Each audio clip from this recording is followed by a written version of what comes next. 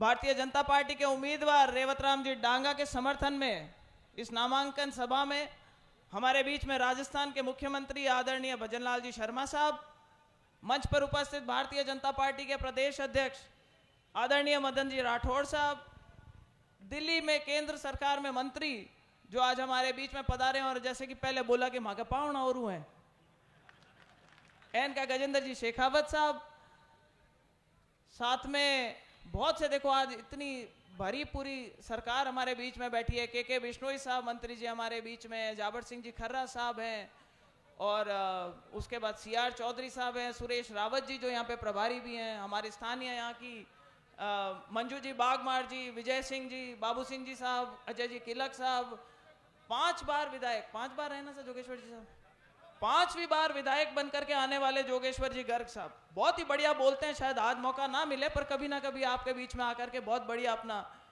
जरूर कभी भाषण इनका सुनने लायक है। मैंने सुना था परिवर्तन यात्रा में, इसलिए मुझे ध्यान है। और लक्ष्मण जी कलरू साहब और सम्मानित मंच कह दूं मैं, डावड़ा बुरा मत मान जाइए यार, कहीं ऐसा नहीं हो कि मैं किसी का नाम नहीं लूंगा, नहीं इन्होंने नाम नहीं लिया इसलिए मैं रेवत जी को वोट नहीं दूंगा, ऐसा तो नहीं करोगे। मंच पर उपस्थित सभी नेतागण, मेरे सामने विराजमान जनप्रतिनिधिगण, हमारी भारतीय जनता पार्टी के सदस्य पदाधिकारीगण, बहुत से लोग यहां पर मेरे को चेहरे दिखाई दे रहे हैं, गांव के बड़े बुजुर्गों, नौजवान साथियों, पहले तो आप सब मीडिया के बंधुओं, पहले तो आप सबको बहुत बहुत साधुवाद है कि आज आप, इतनी सुबह का समय था और फिर भी खींवसर में अमूमन क्योंकि बहुत दूर से आप लोगों को आना पड़ता है तो ज़्यादातर मीटिंग अगर लेट होती है तो सक्सेसफुल होती है। तो आज सबको शंका थी, हमारे मुख्यमंत्री जी को आगे भी 2 नामांकन सभाओं में जाना है, तो देखो लंबा भाषण नहीं देंगे, कई बारी चक्कर लगेंगे आप लोगों के बीच में, जना खटका तो भी टाइम सुनाए दे मामा, पण बार कहीं है कि थोड़े घंटे तो कह दूं, मंच की इजाजत हुए जना बोलूं भाई, बोल दूं पक्की बात। देखो मगर रेवत जी तो क्या सीधे साधे आदमी है, चुनाव लड़े, 2000 वोटों से हार गए और जिस दिन चुनाव हारे उसी दिन वापस ऐसे लग गए कि बस अब 5 साल तक मैं ऐसे ही दौड़ता रहूंगा। उनको ये उम्मीद नहीं थी कि उपचुनाव हो जाएगा। लोकसभा के चुनाव हुए उसमें भी पूरे टाइम दौड़े और लोकसभा के चुनाव में भी मामला थोड़ो करेगो, फिर भी रेवत जी कौन रुकिया, अरे को नतीजों कहीं हुआ मैं ध्यान है। अब बार मैं सोशल मीडिया में एक पोस्ट देखी, माँ के नेताजी कहीं आपने तेजाजी कंफ्यूज कर लियो, जड़ा बाकी जकी स्कॉर्पियो भी को नाम का चमचा जगह वे लीलन राख दी कि लीलन में एमआरएफ का नया टायर लगाया, कि भाई टायर इसलिए लगाने पड़ गए कि रेवत जी ने कोई तो मौका नहीं छोड़ा और कोई जागरण नहीं छोड़ा और कोई सभामणि नहीं छोड़ी, इतना रेवत जी घूमे कि नेताजी को पीछे पीछे घूमना पड़ गया। जनता का इतना जुड़ाव है रेवत जी का, और आज आप लोगों की भावनाएं देख करके पता चल रहा है कि भाई माहौल इस बार खींवसर में जोरदार है। जो पिछली बार 2000 वोटों की कमी रही थी उसको मुझे लगता है कम से कम 20,000 वोटों से अब की बार आप पूर्ति करेंगे।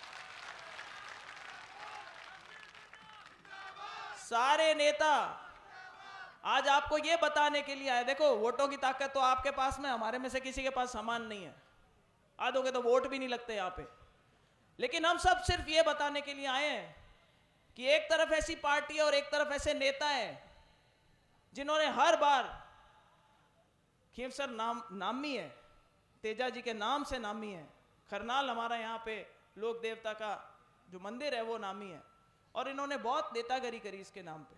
कभी ईंटों के मामले में बोल दिया, पहले तो बोला ईंट नकली है, और फिर इन लोगों के साथ में तालमेल बिठा लिया और हरियाणा तक गए प्रचार करने के लिए। वो बात और है कि हेलीकॉप्टर लेकर के 4 जिन विधानसभाओं में गए, चारों के चारों इनके जो कैंडिडेट जिनके समर्थन में गए, जमानतें जब्त हुई थी उनकी,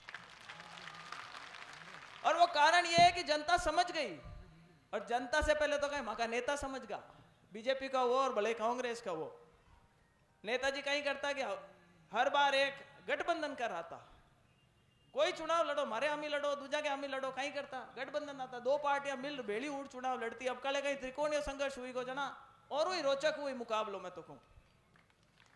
और ये पहला ऐसा मौका है हम लोगों के बहुत लंबे समय में जब भारतीय जनता पार्टी आज इतनी मजबूत स्थिति में, केंद्र में सरकार है, राजस्थान में सरकार है, और हम लोग, हमारे मुख्यमंत्री जी, हमारे नेता, हमारे मंत्री सिर्फ इसी आपको आश्वासन देने के लिए आए हैं कि आज रेवत राम जी अकेले नहीं है। भारतीय जनता पार्टी हिंदुस्तान की क्या दुनिया की सबसे बड़ी पार्टी है, और एक पूरी व्यवस्था होती है, एक पूरी सरकार का भार उनके पीछे होगा। जिस दिन आप उनको जिता करके विधानसभा में भेजोगे, हमारे सामने वाले नेताजी कहते हैं कि मैंने विधानसभा में तेजा जी का जयकारा लगा दिया। अरे भाई, आपने तो तेजा जी का जयकारा लगाया है, हमारे रेवत जी को भिजवा दो, ये तो नाच और दिखाए दे बटे।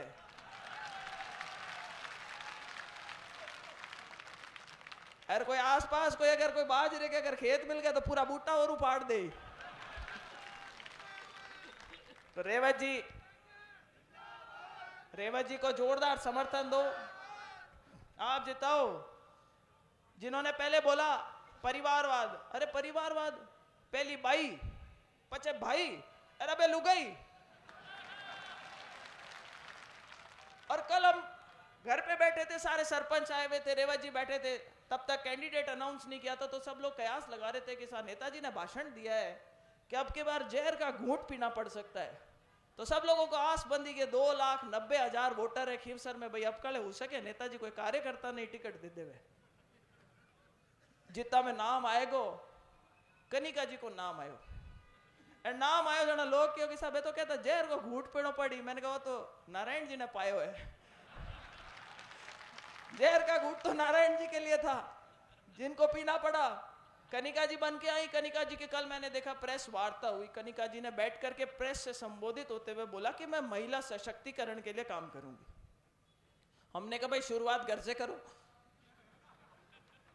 पहले हमारे नेताजी किसी को तो बख्शा नहीं महिलाओं से बात करने का, चाहे वसुंधरा राजे जी हो, चाहे स्वर्गीय किरण महेश्वरी जी हो, चाहे दिव्या मदेरना हो, और चाहे ज्योति मिर्धा, हम तो खैर रोज ही सुनते हैं। तो पहले तो बोलचाल अपनी भाषा सुधारनी पड़ेगी। वैसे फर्क भी आया है, नेताजी आजकल भाषा अलग बोलते हैं, भाषण सब भी हो गए। अभी परसों आए जब भाषण में क्या कह रहे थे, वहां पे अपने लोगों को इकट्ठा किया, जब बोले भाई हेलमेट लगा के चलना, फंस सकते हो, गाड़ियों के बोले काले शीशे मत करना और कागज पूरे लेकर के चलना, ये बीजेपी की सरकार है, कुछ भी कर सकती है तुम्हारा। लोग भी असमंजस में बोले यही नेताजी कल को तो कहते करते डरो मत, मैं फोन करूंगा और छूट जाओगे।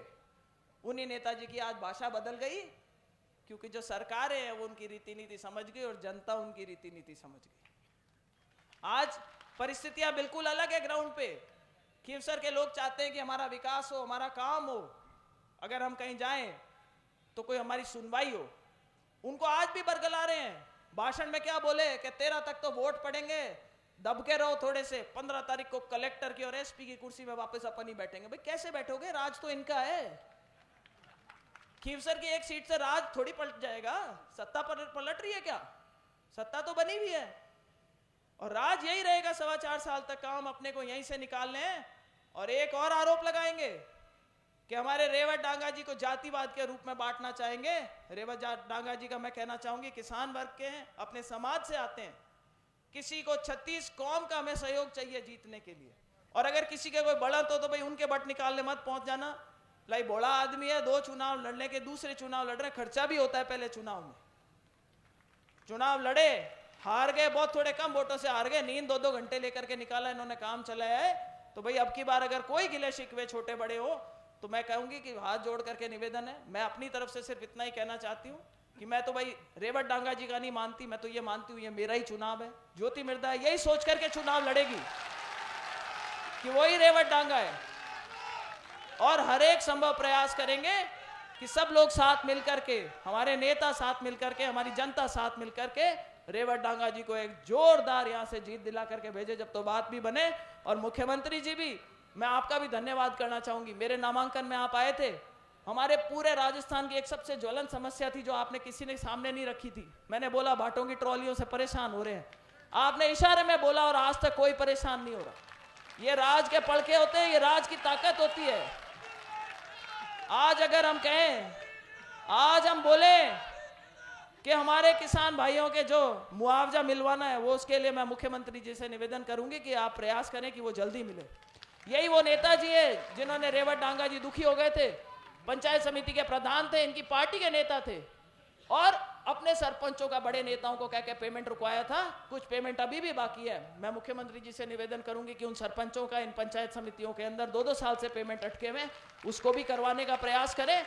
और आगे आप लोगों को लंबे भाषण नहीं देकर, क्योंकि और भी नेता बोलना चाहेंगे, मैं आपसे पुनः एक बार हाथ जोड़ करके निवेदन करती हूं कि भाई अपना चुनाव मान करके लड़ो, ऐसा मौका बाद में नहीं आएगा।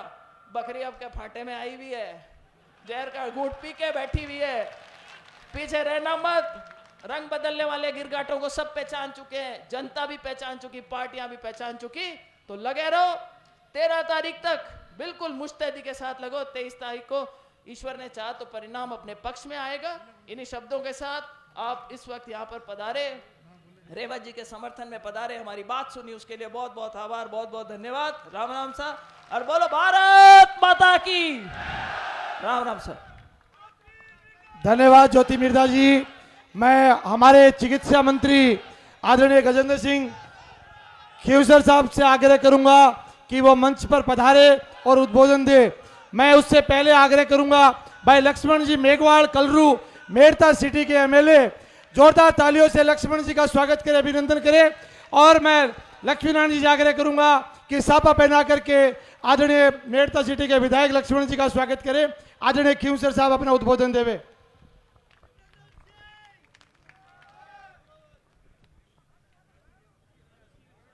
परम आदरणीय अपना यशस्वी मुख्यमंत्री जी